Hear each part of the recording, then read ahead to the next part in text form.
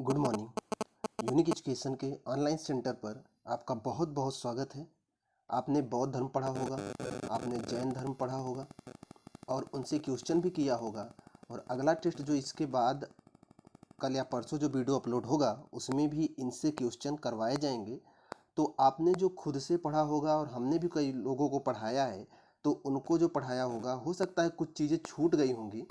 तो ऐसे ही कुछ क्वेश्चन, इंपॉर्टेंट क्वेश्चन इस वीडियो में हम आपको बताने चल रहे हैं जो इस धर्म से संबंधित हैं।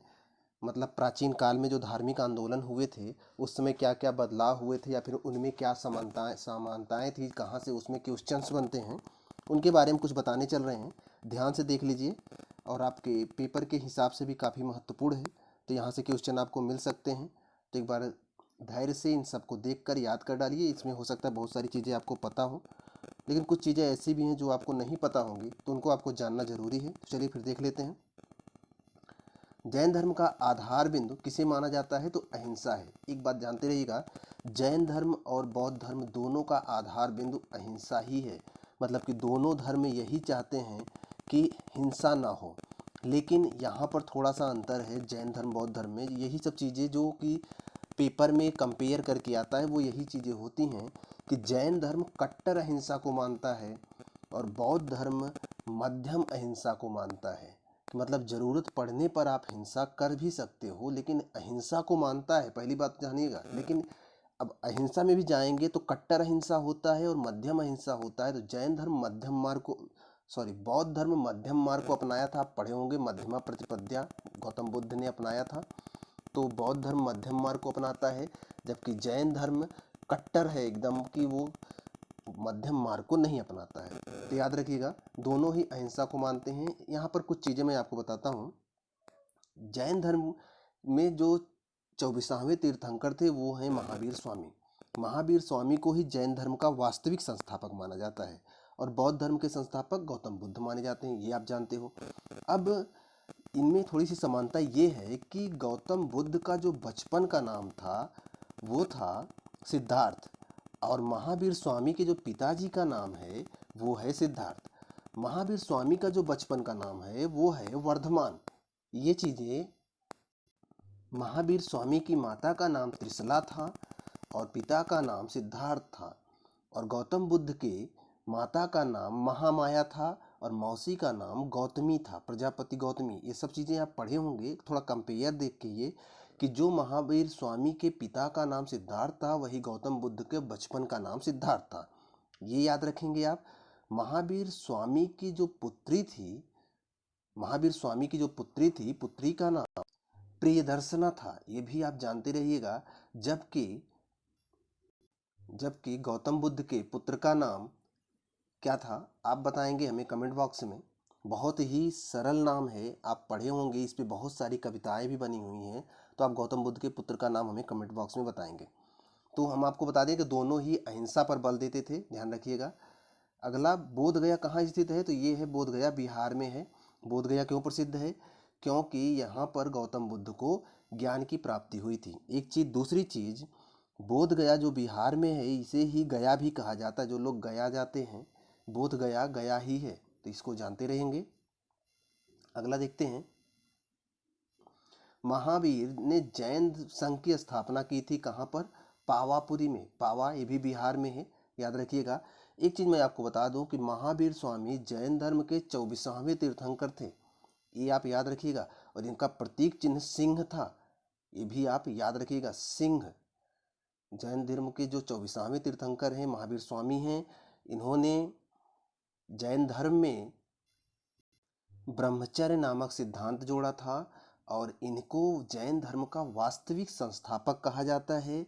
और एक चीज़ जानते रहिएगा, जैन धर्म और बौद्ध धर्म के दोनों ही जो ये महान साधु हुए हैं, ये हालांकि तीर्थंकर बोले जाते हैं। जैन धर्म के जो महान जो साधु होते हैं, मेन जो मुख्य साधु होते हैं, उन्हें तीर्थंकर कहा जाता है। दोनों ही क्षत्रिय कुल के थे, ये भी आप जानते रहिएगा। और दोनों ही अहिंसा को बढ़ावा दिए थे, ये भी आप जानते रहिएगा। आगे देखते हैं। बौद्ध धर्म और जैन धर्म दोनों का विश्वास किसमें था? अहिंसा में था, और स्त्री तथा पुरुष दोनों मोक्ष प्राप्त कर सके इस पर था। इसका मतलब समझिए कि जैन धर्म और बौद्ध धर्म शुरू में ये स्त्रियों को अपने धर्म में आने से मना किए थे, लेकिन बाद में स्त्रियों का भी प्रवेश शुरू कर दिया गया, तो ये स्त्री और पुरुष दोनों के मोक्ष प्राप्त कर सकें ऐसी स्थिति उत्पन्न की थी, मतलब कि इनके धर्म में स्त्रियां भी शामिल हो सकती थी। चलते हैं नेक्स्ट में, आगे देखते हैं। स्वामी महावीर के भिक्षुणी संघ की प्रधान कौन थी, मतलब जो उन्होंने स्त्रियों को शामिल किया था, स्त्री पुरुष दोनों शामिल होना शुरू हो गए थे। शुरू में पुरुष ही शामिल हो रहे थे, बाद में स्त्रियों को भी शामिल करना शुरू किए। तो जब स्त्रियों को शामिल करना शुरू किए तो स्त्रियों का जो प्रधान जो था, जो उनके देखरेख में था, उसका नाम था चंदना। ये नाम याद रखिएगा, इंपॉर्टेंट है। गौतम बुद्ध का जो गुरु था, प्रथम गुरु जो था, वो था अलार कलाम। ये बहुत बार पूछा गया है क्वेश्चन, इसको याद रखिएगा। गौतम बुद्ध के गुरु थे, उनका नाम था अलार कलाम। शायद आप पढ़े होंगे इसको। अलार कलाम गौतम बुद्ध के गुरु थे। जैन ग्रंथ कल्प सूत्र के रचयिता कौन है, तो ये भद्रबाहु है। आप ये पढ़े होंगे, आपको जहाँ अगर कहीं पढ़ाया गया होगा तो वहाँ लिखवाया भी गया होगा कि जैन ग्रंथ कल्प सूत्र के रचयिता भद्रबाहु हैं। आगे देखते हैं। महावीर स्वामी की मृत्यु कहाँ हुई थी, तो ये पावापुरी में हुई थी, बिहार में। ये भी जानते रहिएगा। सांची क्यों विख्यात है, तो सांची सबसे बड़े स्तूप के लिए, भारत का सबसे बड़ा स्तूप सांची में है। सांची मध्य प्रदेश, सांची का स्तूप है जो कि मध्य प्रदेश में है। ध्यान रखिएगा, स्तूपों का वर्णन ऋग्वेद में भी मिलता है, लेकिन उस समय के स्तूप और जो बौद्ध धर्म से संबंधित स्तूप है उनमें अंतर ये है कि बौद्ध धर्म के जो स्तूप बनाए जाने लगे, पहले गौतम बुद्ध की मृत्यु के बाद उनके शरीर के अवशेषों को 8 भागों में बांटकर उस पे 8 स्तूप बनाए गए थे, और बाद में स्तूप बनाने की एक परंपरा शुरू हो गई और उसको बौद्ध धर्म से जोड़ दिया गया। हालांकि इसके पहले भी स्तूप आपको ऋग्वेद में मिलता है कि ऋग्वेद काल में, वैदिक काल में भी स्तूप बनाए जाते थे, लेकिन उनका काम ये नहीं था, अवशेष उसके अंदर होते थे। लेकिन बौद्ध धर्म आने के बाद स्तूपों के अंदर अवशेषों से होना शुरू हो गया कि गौतम बुद्ध की मृत्यु के बाद उनके शरीर के अवशेष को 8 भागों में बांटकर 8 स्तूप बनाए गए।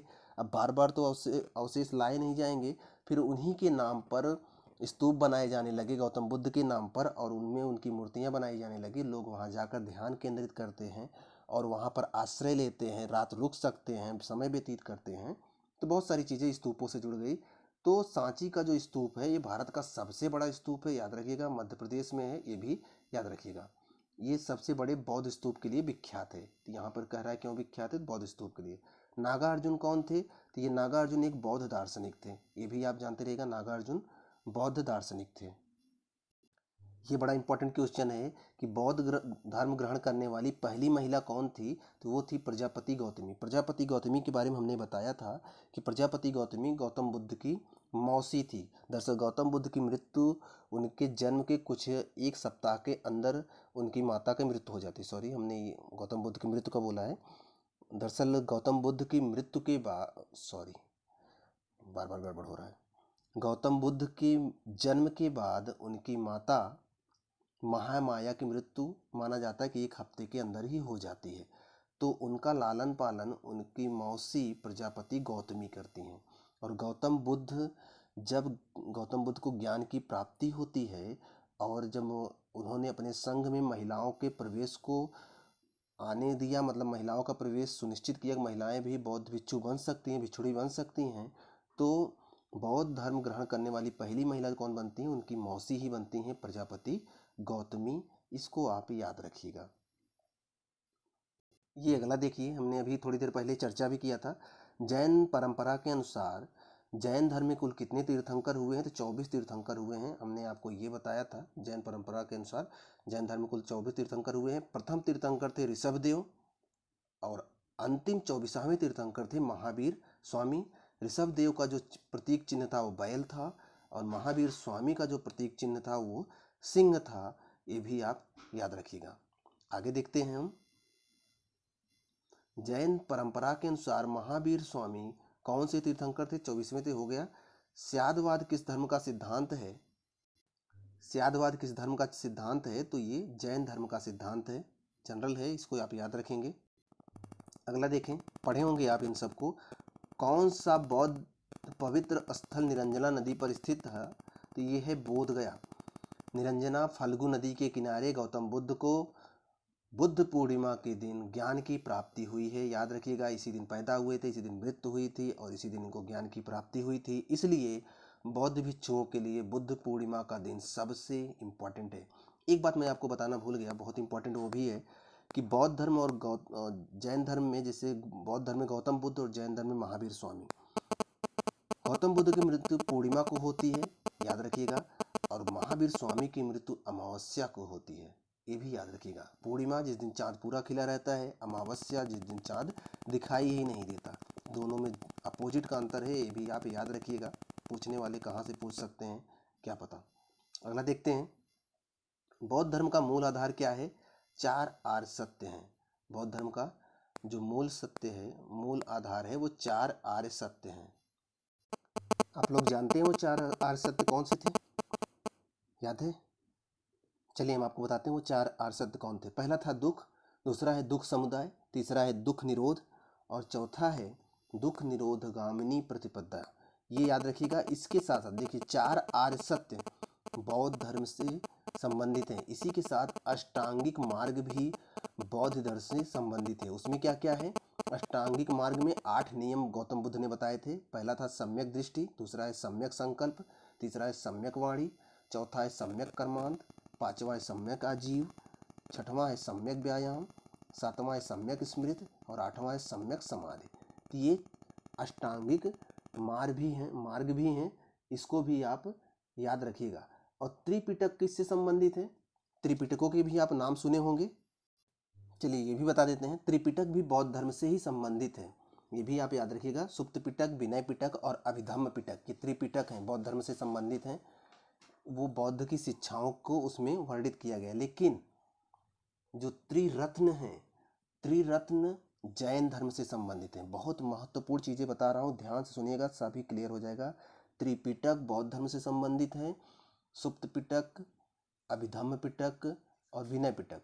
और जो त्रिरत्न है वो जैन धर्म से संबंधित है। सम्यक श्रद्धा, सम्यक ज्ञान, सम्यक आचरण, ये त्रिरत्न हैं जो कि जैन धर्म से संबंधित हैं। और त्रिपिटक जो है बौद्ध धर्म से संबंधित है। अष्टांगिक मार्ग भी बौद्ध धर्म से संबंधित है, याद रखिएगा। और प्रथम बौद्ध संगीति कहाँ होती है? 483 ईसा पूर्व में राजगृह में होती है। अजातशत्रु का शासनकाल था और महाकश्यप अध्यक्ष थे। उसी समय सुप्त पिटक और विनय पिटक, बौद्ध के जो उपदेश थे सुप्त पिटक और विनय पिटक में बांट दिए गए थे। जो द्वितीय बौद्ध संगीति होती है वो 383 ईसा पूर्व में होती है, वैशाली बिहार में होती है। उस समय शासक कालाशोक थे और अध्यक्ष सर्वकामी था। और तृतीय बौद्ध संगीति 251 ईसा पूर्व में होती है, वो होती है पाटलिपुत्र पटना में। उस समय शासक अशोक थे और अध्यक्ष मोगालीपुत्तिस था। और जो चौथी बौद्ध संगीति होती है लगभग 100 ईसा पूर्व में, ईस्वी में, कश्मीर में कुंडलवन में। शासक उस समय कनिष्क थे और जो उस समय अध्यक्षता वो थे वसुमित्र और उपाध्यक्ष थे अश्वघोष। और इसी समय बौद्ध धर्म 2 भागों में बटा था, एक था हीनयान और एक था महायान। तो याद रखिएगा, हीनयान और महायान। कमेंट बॉक्स में आपको ये बताना है कि जो ये हीनयान और महायान शाखा है, इनमें से किस शाखा के लोग गौतम बुद्ध की मूर्ति बनाकर उनकी पूजा किया करते थे। आपको ये बताना होगा, बहुत इंपॉर्टेंट चीज़ है। चलिए आगे हम देखते हैं। जैन धर्म को अंतिम राजकीय संरक्षण किस वंश के शासकों ने दिया था? जैन धर्म की बात हो रही है, ध्यान रखिएगा। ये दिया था गुजरात के चालुक्य वंश के शासकों ने। चालुक्य वंश जो शासक थे गुजरात में, उन्होंने दिया था। तो चालुक्य वंश के आप शासक जानते होंगे, भीम द्वितीय का नाम सुने होंगे। तो उन्होंने अंतिम रूप से जैन धर्म को राजकीय संरक्षण दिया था। अगला देखते हैं, महात्मा बुद्ध किस क्षत्रिय कुल के थे? तो शाक्यगढ़ के थे। इनके पिता शाक्यगढ़ के मुखिया थे, तो उसी कुल के थे महात्मा बुद्ध सॉरी। आगे ने बुद्ध ने अपने जीवन की अंतिम वर्षा ऋतु कहाँ बिताई थी? तो कुशीनगर। कुशीनगर तो आप जानते होंगे कहाँ पर है। कुशीनगर देवरिया उत्तर प्रदेश, जानते होंगे, यहीं पर इनकी मृत्यु भी हुई थी।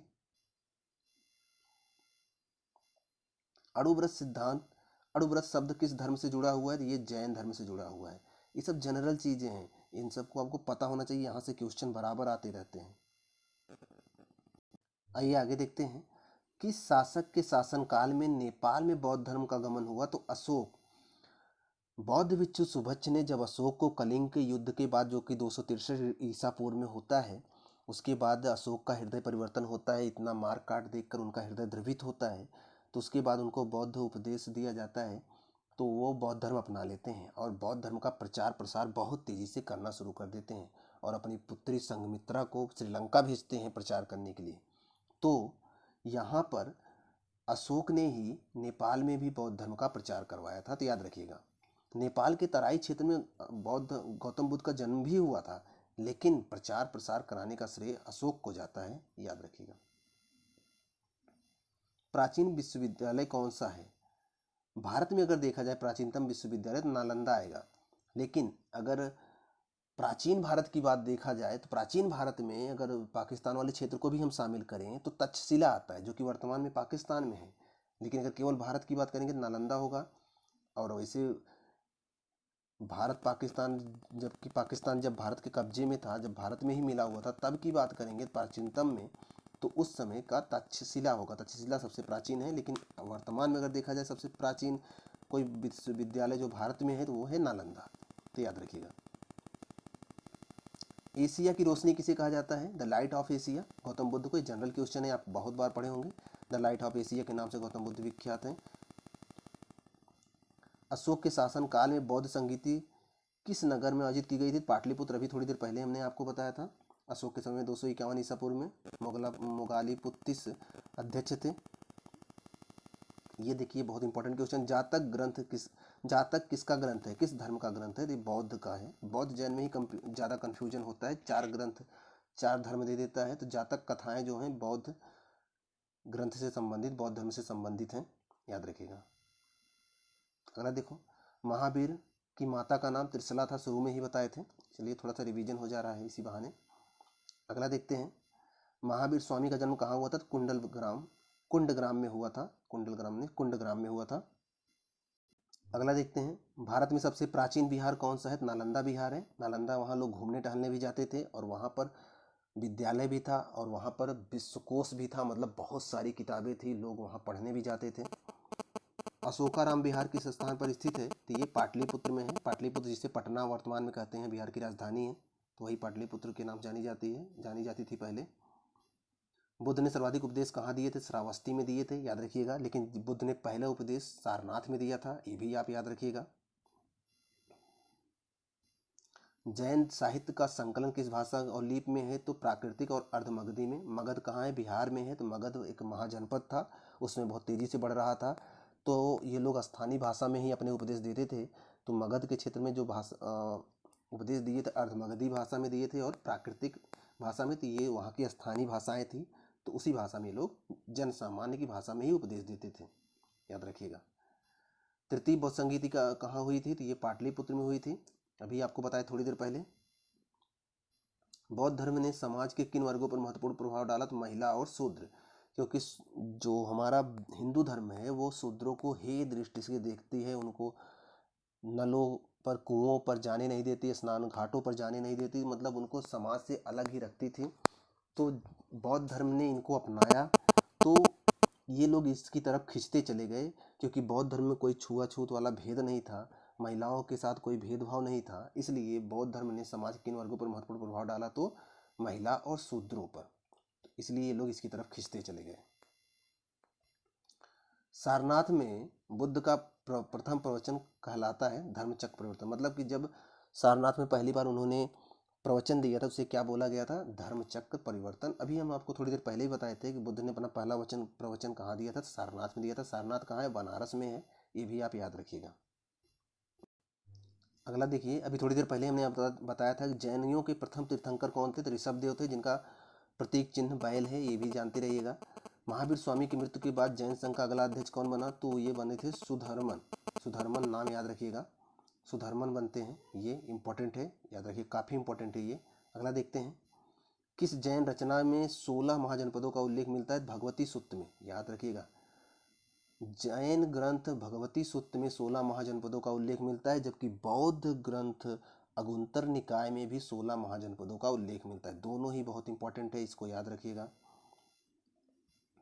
वह आदतम बौद्ध साहित्य जो बुद्ध के विभिन्न जन्मों की कथाओं के विषय में है, क्या है? जातक कथाएं। अभी थोड़ी देर पहले आपको बताया गया था जातक कथाएं किस धर्म से संबंधित हैं, तो वो बौद्ध धर्म से संबंधित हैं। तो उसमें बुद्ध के विभिन्न जन्मों के बारे में वर्णन किया गया है, तो जातक कथाओं में।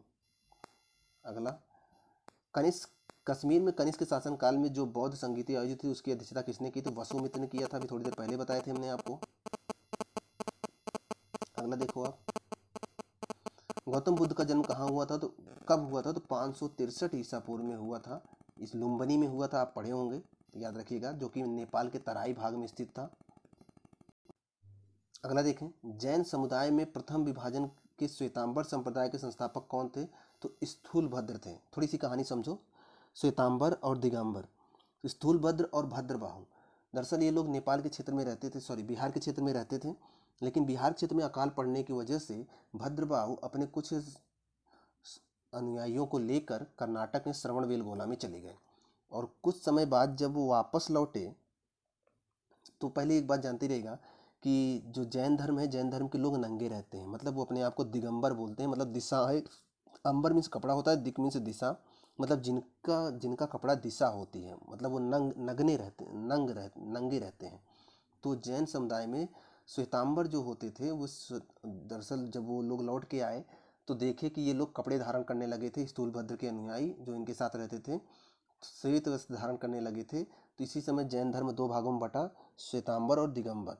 दिगंबर वे होते थे जो नंगे रहते थे, श्वेतांबर वे होते थे जो सफ़ेद वस्त्र धारण करते थे। तो दिगंबर जो होते थे वो इनके गुरु थे भद्रबाहु, और स्थूलभद्र जो थे वो श्वेतांबर के थे। तो इसको थोड़ा सा ध्यान रखिएगा। बुद्ध की मृत्यु के बाद प्रथम बौद्ध संगीति की अध्यक्षता किसने किया था? तो महाकश्यप ने किया था। बुद्ध की मृत्यु के बाद जो पहली बार बौद्ध संगीति का आयोजन हुआ था उसके अध्यक्षता किसने किया था? तो महाकश्यप, मतलब वही जो 483 ईसा पूर्व राजगृह में होता है अजातशत्रु के समय में, तो उसकी अध्यक्षता महाकश्यप ने किया था, ये कहने का मतलब है। आगे देखते हैं, दिलवाड़ा के जैन मंदिर का निर्माण किसने करवाया था? चालुक्य और सोलंकी शासकों ने। याद रखिएगा, दिलवाड़ा का जैन मंदिर काफ़ी प्रचलित है, याद रखिएगा इसको। जैन दर्शन के अनुसार सृष्टि की रचना एवं पालन पोषण किससे हुआ है? तो सार्वभौमिक सत्य से हुआ है। ये लोग किसी ईश्वर को नहीं मानते, इन्होंने माना है कि जन्म मृत्यु होते रहते हैं, इंसान को अपने कर्मों के हिसाब से उसका फल मिलता रहता है, इसके लिए कोई ईश्वर जिम्मेदार नहीं है। अगला, बुद्ध में वैराग की भावना 4 दृश्यों के कारण हुई थी, बूढ़ा, रोगी, लाश और सन्यासी। ये आप पढ़े होंगे, जब वो अपने मित्र, अपने सारथी के चन्ना के साथ निकलते तो उनको ये चीज़ें बार बार दिखती हैं। तो इसको तो जनरली चीज़ें बताने की जरूरत है नहीं, आप पढ़े होंगे वैसे भी। अगला देखते हैं, आजीवक संप्रदाय के संस्थापक कौन थे? मक्खली गोसाल थे, ये आप जनरली पढ़े होंगे, लूसेंट में सबसे ऊपर ही दिया है, मक्खली गोसाल थे। यहाँ दिया है, प्रथम जैन महासभा का आयोजन कहाँ हुआ था? पाटलिपुत्र, मतलब पटना में, बिहार में हुआ था। अगला, भगवान महावीर का प्रथम शिष्य कौन था? तो उनका दामाद जमाली था, ये उनका प्रथम शिष्य था। एक चीज़ जानते रहिएगा, महावीर का विरोध भी करने वाला ये प्रथम ये जो उनका दामाद जमाली ही था, और ये इनका प्रथम शिष्य भी बाद में बनता है, तो याद रखिएगा, बहुत इंपॉर्टेंट चीज़ है ये। अगला देखते हैं, मठ, मंदिर और स्तूप किस धर्म से संबंधित है? तो ये बौद्ध धर्म से संबंधित है। मठ, मंदिर, स्तूप, अभी आपको बताए थे कि कुछ लोग गौतम बुद्ध को मंदिर में मूर्ति बनाकर पूजा करते थे। मठ भी बौद्ध धर्म से संबंधित है, और स्तूप भी। सिद्धार्थ अथवा बुद्ध को ज्ञान की प्राप्ति कहाँ हुई थी? तो गया में हुई थी। गया कहाँ है? बिहार में। तो 50 महत्वपूर्ण क्वेश्चन हमने थोड़ा कंपेयर करके बताया है। तो 50 तो ये क्वेश्चन है, लगभग 20-25 क्वेश्चन मैंने वैसे भी बताए हैं, 70-80 क्वेश्चन यहाँ से कंप्लीट होते हैं, और ये आपके एग्जाम के लिए बहुत इंपॉर्टेंट होंगे। इनको एक बार अच्छे से देखकर जो चीज़ें ना पता हो उन्हें आप नोट भी कर लीजिएगा। अगर आप चैनल पर नए हैं, चैनल को सब्सक्राइब कर लीजिए और इसको लाइक और शेयर जरूर करिए। पढ़ते रहिए, मिलते हैं आपसे नेक्स्ट वीडियो में। अगले वीडियो में इसी से क्वेश्चन रहेंगे, तो थोड़ा अच्छे से तैयार रखिएगा ताकि क्वेश्चन गलत ना हो।